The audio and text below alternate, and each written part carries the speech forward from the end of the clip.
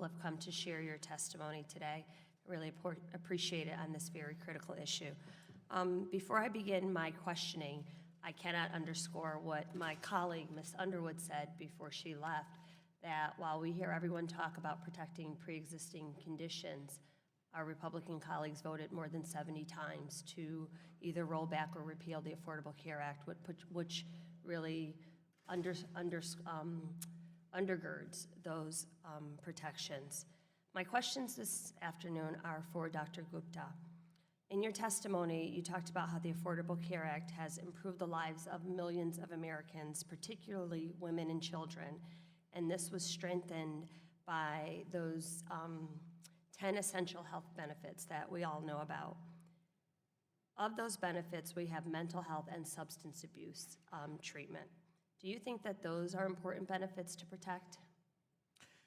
Thank you for the question. Absolutely. I think one of the things we have we are yet to appreciate is the increase in tens of millions of people across this country who are suffering now from substance use disorder that may not have been the case even a decade ago. And so a lot of when we look at the data, access issues, fear of being fired from their employer are some of the reasons that people do not seek care. So it's a big stigma issue as well.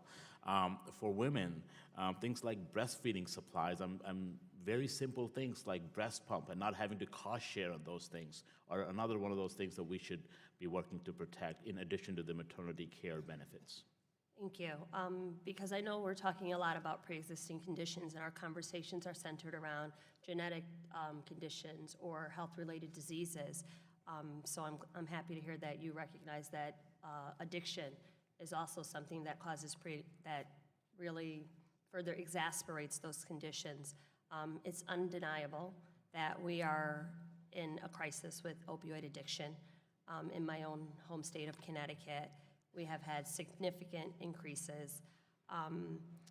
Over the past 6 years, our numbers have tripled. In 2017, my state marked a grim milestone of over 1,000 opioid-related deaths.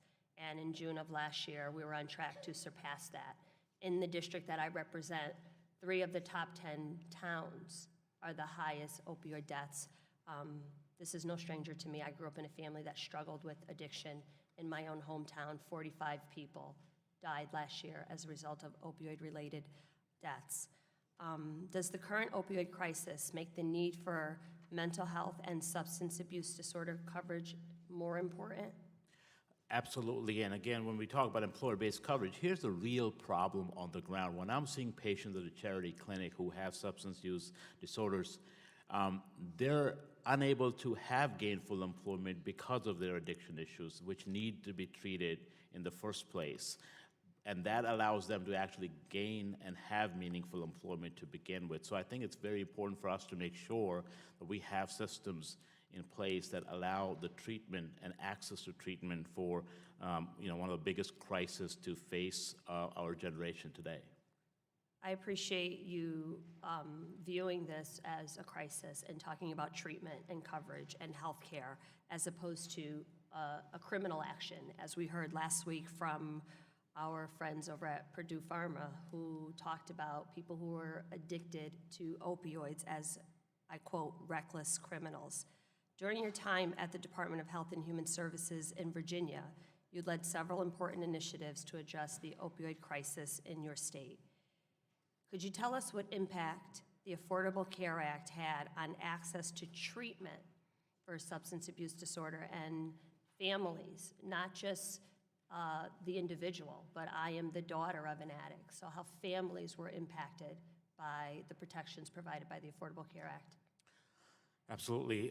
In a state like West Virginia, which is not any different from a number of states that are having to deal with this crisis firsthand on the ground, we found that having access to treatment, being able to expand those treatment and make that available, a part of which was Medicaid expansion. West Virginia was one of the first states that we worked very hard to ensure Medicaid expansion, allowed a number of people to enter the treatment spectrum, but we found that the access to mental health treatment, access to the medications, being able to transport it and being paid for being able to transport for treatment are some of those factors that help us remove the stigma of addiction and help us move forward in that. And it's very important that we reduce all the barriers to treatment when it comes to stigmatizing disease such as addiction.